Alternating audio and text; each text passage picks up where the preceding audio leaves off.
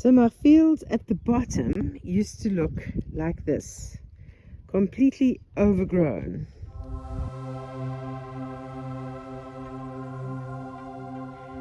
And the pigs have been coming into these two fields, and you can see how they have grazed the grass down so that it's no longer so overgrown. And if you look in their pen over there, you can see that that looks almost like mowed lawn over there.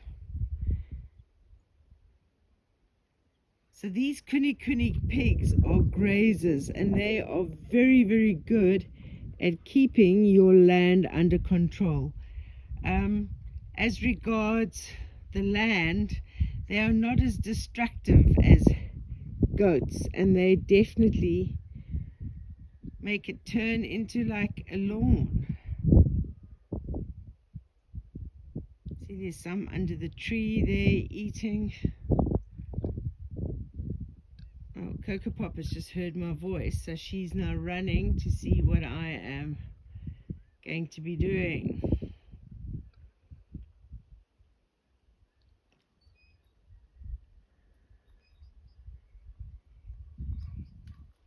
I'm letting them have access from their pen into these fields, but she's hearing my voice. Look, she's going to come over here now to come and see. Where is she? She's disappeared behind a rock. But as soon as they hear my voice, they generally come running. Here she comes. Yeah, I'm not coming to feed you now, Coco Pop. I'm just talking. You've got all this food to eat here, all this grass. Yes, you hear me and you come running. And there's Juno exploring in there too. But she's standing down here now, coming to see what I am saying. A question I am often asked is, how much does it cost to feed your pigs? And is it worth keeping them? Well, it costs on average about, let me work this out. At the moment, it is costing me about 120 euros a month in grain, and depending, some months I might spend up to 100 on fruit and vegetables, but other months I might not spend anything. Like at the moment, people have been bringing me lots of oranges, but I saw apples on special, and yeah, some cabbage on special, so I got that really cheaply. So I would say probably on average it costs me about 150 euros a month to feed the pigs. And I have 12 adult pigs, and I have 6, let's see, when were they born? October, so October, November, December, January, February. So I've got 6 4-month-old pigs, 2 of which are going to be going to the people who had originally ordered them, but then because of the floods they couldn't take them, but they are going to be taking them in the next few weeks. So that's Licorice and Honey. So they'll be going and probably get new names with their new owners. And I have 19 little piglets who are starting to take tiny nibbles at solids, but they're not quite there yet. But when fruit or veggies are in season, I do get given quite a bit of that. So at the moment it's oranges in season. When it was pears and apples, I received lots of those. I've received persimmons. So it just depends on what is in season. Cinnamon buns piglets are starting to experiment with solids now.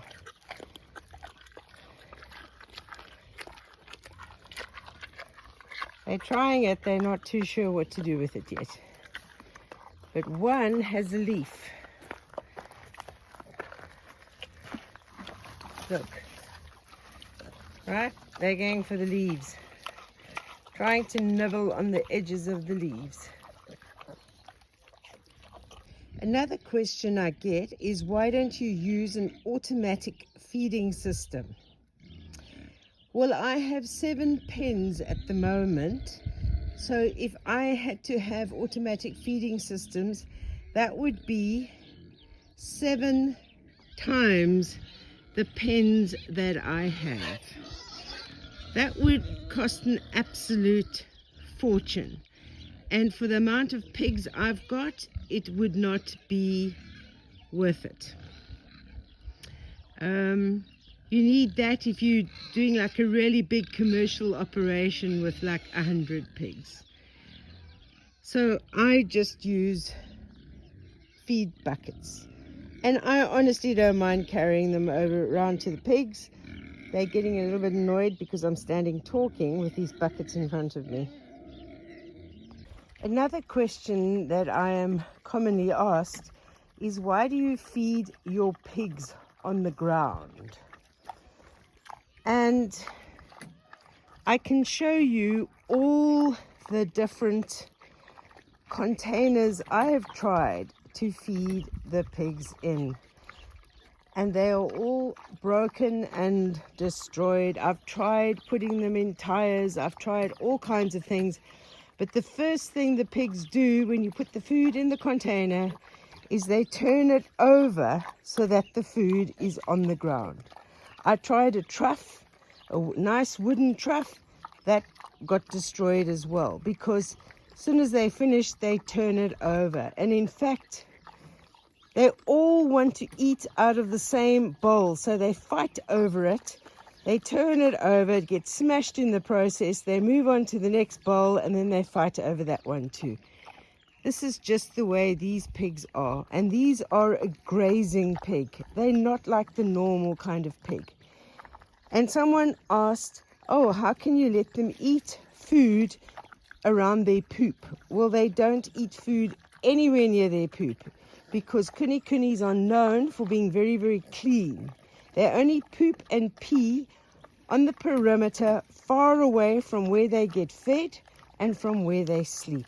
So they will never be eating food mixed with their poop. So this kind of container, which you use to mix cement in, they don't break that one. But the minute you put the food in, they turn it over straight away. And you can't fasten it to the side of the fence, because if the fence is electrified, it's going to be touching the electrified part of the fence. Looks like I might have some potatoes growing in my compost bin. Yes, I'm not wearing the Crocs that you love to chew. Oh, Flapjack is just wanting some love. He loves getting scratched. He's so gentle. He's going to be such a good boy one day. Yes, because you're so gentle. Look at you, loving a scratch. Another frequent question I get is, are you going to eat your pigs? Now, the simple answer is this: not at the moment. Because what I'm trying to do is establish a breeding herd. Now, some of my pigs, the ones that came from the UK, and they registered with the British Kuni Pig Society, those pigs are starting to get on a bit. So I have to start keeping back some piglets so that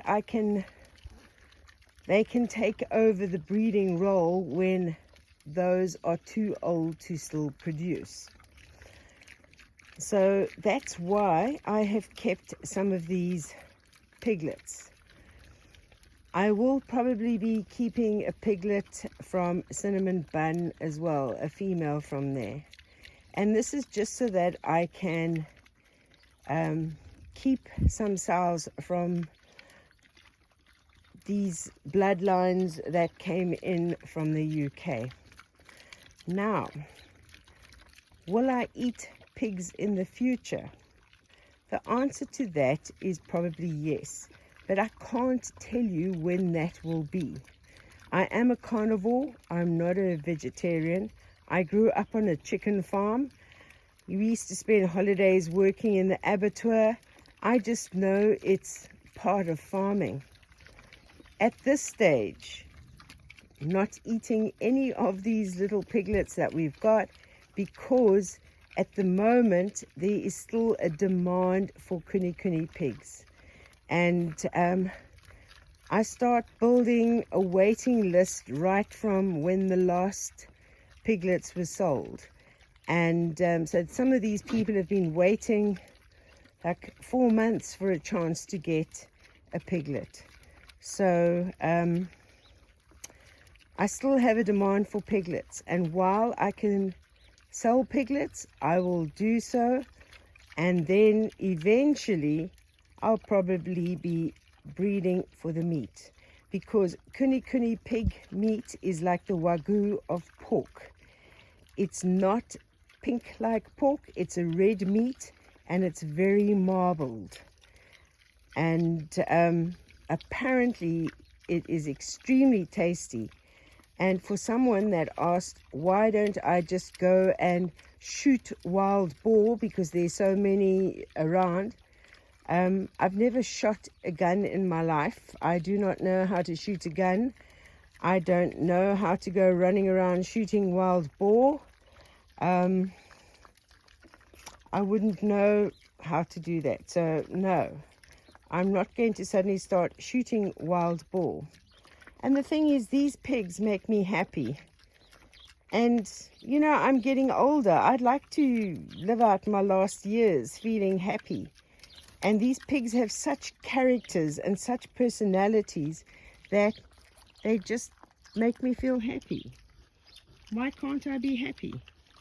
Another question I've been asked a few times is, why don't you just move back to civilization? You know, off-grid life is too hard. Well, I've never ever taken the easy route in my life, and I don't intend to start doing that now. I don't find off-grid life hard. I find it enjoyable, because every day I have a new sense of accomplishment. So I've just got another parcel from Amazon. I'm not too sure what it is, but I see it's from Eileen. Thank you, Eileen, again. You really are spoiling me. Let me see what it is. I'm not getting any clues from looking at the box. Wow, it's a wood splitter. Thank you so much. I can't wait to try this out. The vet was supposed to come today, but because of the rain and the weather, she's moved it until Friday. It's not raining at the moment. I mean, it was actually literally just a little sprinkle, but anyway. I suppose because she does her work outside and she's going to castrate piglets. So Tuesday morning, some rain predicted today. It's just past 7 and off to feed the pigs before I start working online again.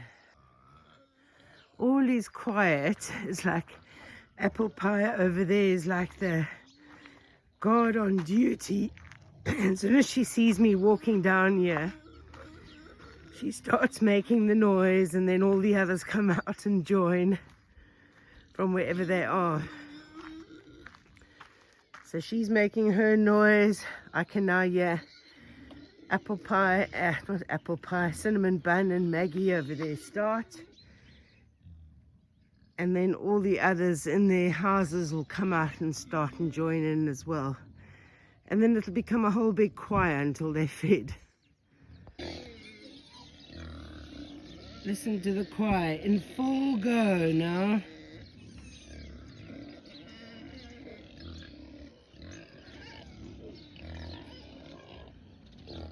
Surround sound. My hair definitely has its own agenda this morning. It looks a little bit like a thatched roof, I think. But another question people ask is if you didn't have the money to turn the farm into a perfect farm straight away, why did you leave your job and start doing this? Well, I've been in schools for 36 years and I was not wanting to be in a school anymore. And I'd grown up on a farm and I absolutely loved it. And it was actually my first choice was to go and study small animal management at an agricultural college in Stellenbosch in South Africa. And I tried for 2 years to get into that college, but at that time they were only taking men. They wouldn't take women. And during that time I worked as a manager of a racehorse stud because we used to breed racehorses, as well as having a very, very, very large chicken broiler farm. So, and that was how I grew up, working with the horses and with the chickens. We started when we were younger, first helping with the chickens on the farm, doing the farm chores, and then we progressed as we got older to our poultry abattoir. We had a very, very big poultry abattoir, and we went through all the different phases of that, hanging chickens onto the conveyor belts, helping clean chickens, helping weigh chickens, and then eventually I ended up in the office doing filing and then covering for the receptionist when she was on leave, and then doing debtors and creditors control, etc. So that's how I learnt bookkeeping, going through that whole process on the farm. So my aim was always, I want to spend my last few years on this planet on a farm, because that was my first choice and that was my first love. And I worked out a plan. I started building up sort of like a reputation within this organization, so that when I retired from actually teaching in a school, I'd be able to carry on getting assignments to keep me afloat. So while I get the farm set up. So a common question I get is, why did I choose pigs when I should rather have chosen chickens, ducks, turkeys, or goats? Now the thing is, I used to breed Saanen goats, and you have to have exceptional fencing to keep them in, especially the males, because they will scale any fence. You've got to have like a 6-foot high fence to try and keep them in. And also goats are really destructive. If you think these pigs are destructive, they've got nothing on goats. Ducks are very, very messy and very smelly. Kuni pigs don't have any smell at all. And having grown up with chickens, I can tell you that if an owl sits on the chicken house and hoots, the chickens all rush to the back, climb on top of each other, and the ones at the bottom die. Chickens are also sort of cannibals. They will pick at each other's backsides as well, and until, yeah, it's quite disgusting. But I've seen all of that. We used to have a few 100,000 broiler chickens on the farm. So chickens are not as easy as people think. And they're also very good at escaping and getting out. So I'd had a pig on the farm called Percy, and he was quite easy to manage. But before I came to Portugal to buy the farm, I had been doing a lot of research on the different animals, and I had decided on the kuni pigs. So when I came to Portugal to look for a farm, I looked for a farm where I would specifically be able to keep kuni pigs, because I had decided that this was an animal I could manage by myself because of their docile, friendly, loving nature that they have. So that was why I decided on these pigs. I can tell you, like the ram, I can't even remember, is it called a ram? Or I don't know, the male. My brain, it's still very early in the morning. But the male that I had, Dennis the Menace, oh my goodness, you had to go in with a branch because he would try and headbutt you, and if he got you, he could break a limb, seriously. You know, they're not always the nicest. Whereas these pigs, I mean, Chris, you scratch him and he'll lie down so you can scratch his tummy. You know, they are, I don't know, they're something I can manage by myself. And that was the purpose for buying this farm, was so that I could breed this particular kind of pig. And when I moved to Portugal, there were only 2 breeders. There was one in the Algarve who was breeding. She had imported registered kunis from the UK. And then there was another guy that had unregistered ones, which he had got from France. And so I bought some from each breeder, which was how I started. And then when the breeder in Algarve was selling up, I bought her breeding herd. And it might not have been sort of the best timing because I didn't have all the infrastructure set up at that time. And that's why I've been like trying to always, you know, rush to get things done.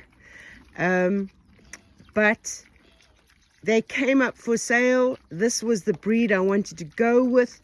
There's like very limited stock in Portugal.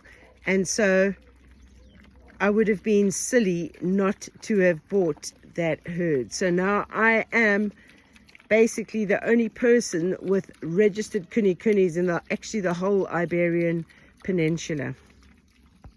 Time for another quick cup of coffee before I start online.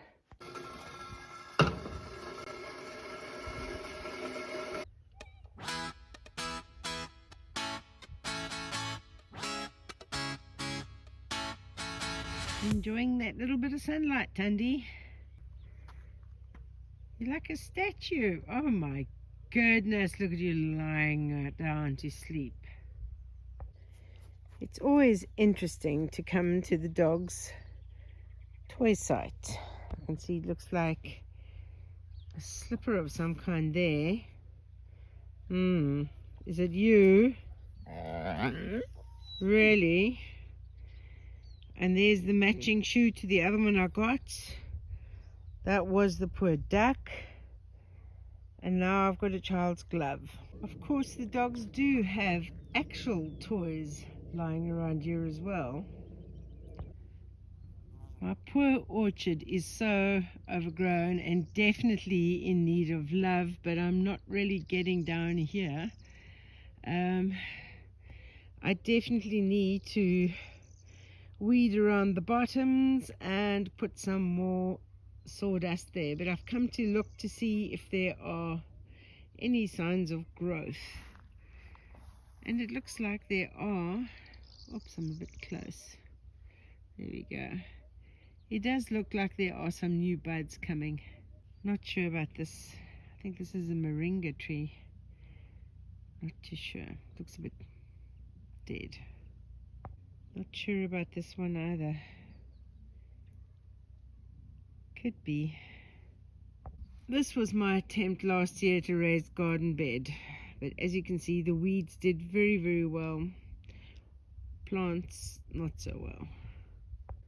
This one at least is a bit of good news. Something is happening on one of the trees. I might have one fruit tree. This one doesn't look dead, so maybe there's possibilities still here. It's not quite spring yet, so I suppose I mustn't get too worried yet. This madronia is just doing really well.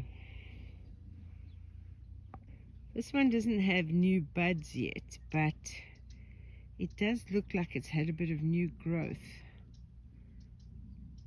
So we won't write it off just yet. This one is looking quite good. It's actually got new leaves. I'm not too sure what it is.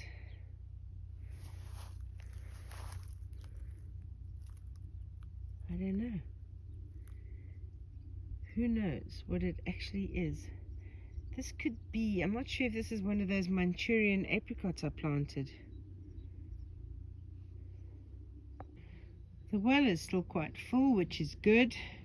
I think I want to move an IBC tank down here as well, that I can sort of fill up and keep a water supply down here as well.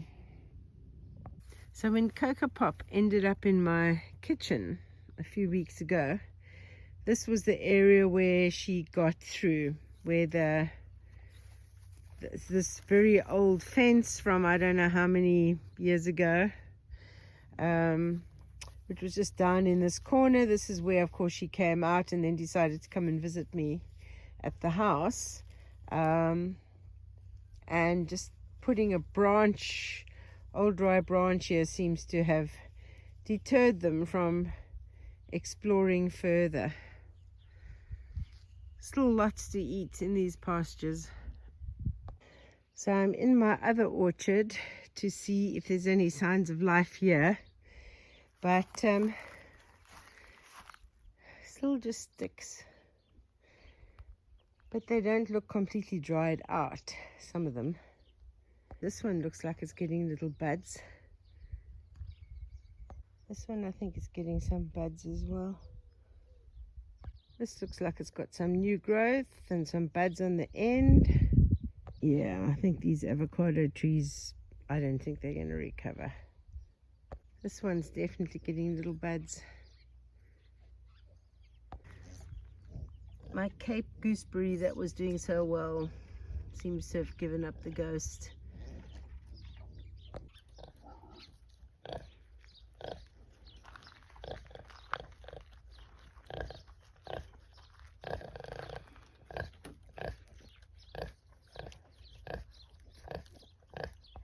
It's exhausting raising piglets. Apple pie is taking a welcome break.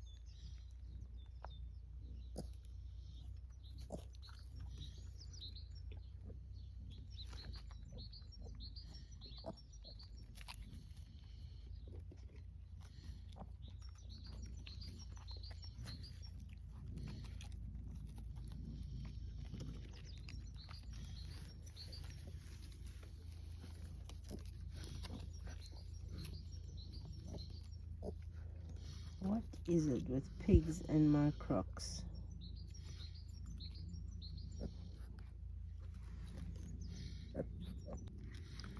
You want to just sit very still and quietly. I'm talking now. And let them just come and sniff on you, nibble at your crocs. And that's how you start getting them used to you.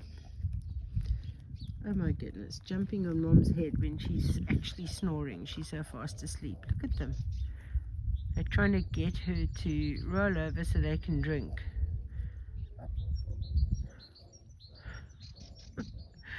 But she's fast asleep. She's just ignoring them.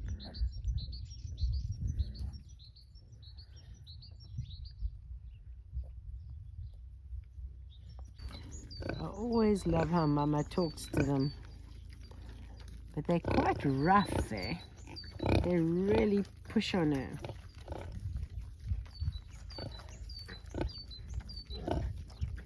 When are these babies coming, Maggie? And why are you sticking your tongue out at me? Look at that. Usually you're smiling. Now you got your tongue out at me. Where are these babies? Just a quick check on Cinnamon Bun and her piglets. And then my break time is over, but I've managed to go and check on all my piggies. Another question I'm often asked is why I start projects and then don't seem to finish them. Well, the weather is one thing and my work commitments is another. And also, you don't always get the materials to be able to finish things. So what put the whole bottle thing on hold was the weather. And then when there were nice days, I was working. And when there were days when I could be working on my bottle wall, it was raining. So this, I suppose, is a great spring, summer project. People have also asked why the anonymous plumber wants to be anonymous. And the thing is, I've had other volunteers here who've also wanted to be anonymous because not everybody wants their face to be shown on YouTube. Some people are actually quite shy and they don't necessarily want the whole world to be seeing them. And of course, I often get asked questions about volunteers and why I let the volunteers do all the work and I don't do anything, and abusing volunteers by letting them do work for nothing in return. And that's not quite the case, because some of the people that you think are volunteers are not always volunteers. I'm actually either paying them or paying them in kind or trading things for their services. So sometimes when you think people are just doing things to help out the kindness of their heart, it's not always the case. So that's what I have to say about that. And I don't beg for people to come and help here. It's really nice when they come. I try and I give them free accommodation, which is like a piece of land in the olive grove for them to camp in. And I give them a couple of meals. I'll show them around. I share my experiences of Portugal. And I suppose that's what they get. So it's not like they're not getting anything and I'm just taking, which is what some people like to think. And what I actually find quite interesting is when other people who have YouTube channels get volunteers, nobody says anything. People will say, oh, it's so great you got like volunteer. But when I get volunteers, I get comments from some people like, oh, you can't do anything yourself. You just have to get volunteers to do everything. But there's a lot of work that I do that is not always filmed because I only really use my camera on my phone for filming. So if I'm having to recharge my phone, then I'm not filming what I'm doing at the time. And sometimes I'm so busy in the moment, I forget to film. So, yeah, that's what I have to say about that part. And while I appreciate all the helpful comments about my weight and how I can lose weight and that I must do the keto diet and I must do this and I must do that, the fact of the matter is that I have no thyroid. If you look here, you can see the scar, right? So often when your thyroid is removed and you have a total thyroidectomy, you put on quite a bit of weight because you no longer have like a natural metabolism. And so I have to take medication for the rest of my life to give my body energy to keep my cells all going. If I don't take the medication, I will go into a coma and slowly my different parts of my body will shut down and then it's like curtains. So before you make comments about eat less, eat keto, do this or whatever, you need to know maybe a little bit more about me.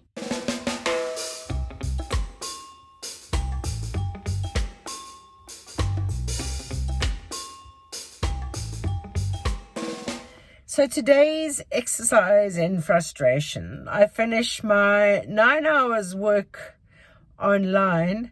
I race through to Fundau, which is over 30 k's away from where I am, to go and buy pig food because I've got to stock up on pig food for when I'm away next week, because I leave Saturday for Dubai and I'll be gone a week. And anyway, I get to Fundau, everything is closed because there is some stupid carnival. Grrr. That's how I feel at the moment. I'm pleased to have got that out. Anyway, when I get back, I've got to feed pigs. I'll have to stop at the garage in Orchid to buy some pig food, but he sells small bags for the same price that they sell bigger bags for, and that's why I was going to get it here. Anyway, I've got to stop at this Note, which is like a stationery sort of shop in the Continental here in Fundau. I've got to get my visa for Dubai printed out because it was sent to me today. So I suppose at least I am achieving one thing. But it is very annoying about everything being closed. Oh my goodness. So I don't mean to sound negative about carnivals. I mean, obviously, it's a good thing to celebrate carnivals, even though there was no sign of a carnival. So obviously they celebrated in secret. But it's just frustrating because it's sort of like an hour and a half of my time driving there and driving back, and I feel like I've lost an hour and a half of my life, and 70 kilometers worth of diesel. So, you know, when your budget is very, very tight, then that's actually a big deal, because at the moment, I haven't been paid yet for the work I did in October. I haven't been paid yet for the work I did in December. And I still haven't been paid for any work I've done this year. So apparently there's a technical glitch for the outstanding work from last year. So it is a case of feast or famine. So when it's feast, that's when I buy materials. When it's famine, that's when I just buy pig food and dog food. So, yeah, I'm not complaining. This is the life I chose, and I'm enjoying this life, and I wouldn't swap this life for anything. But I think, I understand that when you put yourself on YouTube, you put yourself out there and you share your life with people, and, you know, we encourage you to comment, but sometimes I think people don't fully understand the situation. When they comment, they don't understand the context. And sometimes, even though you might think your comment is well-meaning, it can sometimes be a little bit insulting. For instance, like to tell me that I should have built brick and mortar pig houses by now. I can tell you that I follow many, many homesteading channels. And we have, especially ones we have kuni pigs, and nobody has brick and mortar houses for their pigs. Let me tell you that. And to tell me that I should get like hog panels and cattle panels, you don't get that in Portugal. You get sheep fencing. And that the posts that I use to refer to them as toy sticks, I think that's a little bit insulting. And it's, you know, sometimes the comments are a little bit like an arrow to the heart, because I'm getting all emotional, but I'm doing the best that I can. So the garage in Orca only had one bag of pig food left in stock today. And I got some corn as well. The pigs do like the corn. This fuel can has a leak. The whole shed smells like petrol. So I guess what I'm trying to say is have a little bit of empathy. That's what I used to always teach the children in my classes. Unless you have spent a day walking in someone else's shoes, don't judge them. And the thing you have to remember is that even in the toughest times, there's always a silver lining. Sometimes you just have to take the time to look for it. And for those people who love to comment that my pig houses look like a squatter camp, well, they're made with pallets. They are reinforced with wood planks, some of them. They have roofs on. The pigs are weather tight in there. I had piglets born in -1 temperatures, and they all survived okay. So if you actually go on YouTube and you look up how to build a pallet pig house, there are many, many videos showing just how to do it. So it's not a squatter camp. That's a little bit offensive.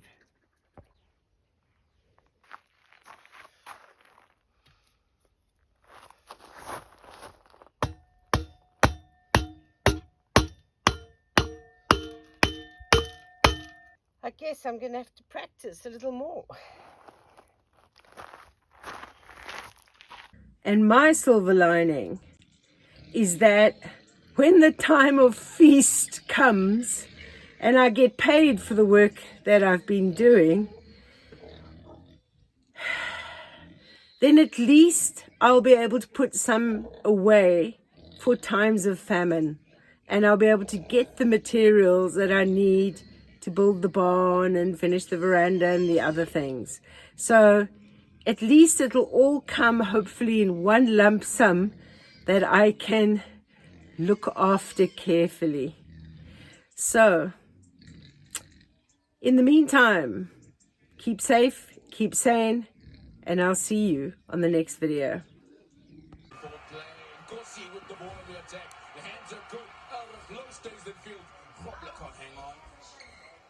What are you doing? Oh, goodness. You're just roasting.